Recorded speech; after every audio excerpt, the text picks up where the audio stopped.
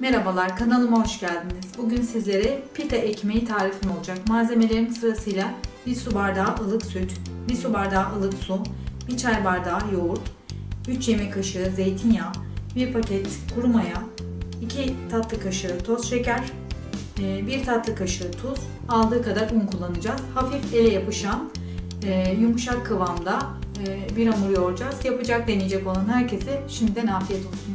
Kanalıma abone olmayı unutmayın lütfen. Sağlıkla kalın, esenlikle kalın.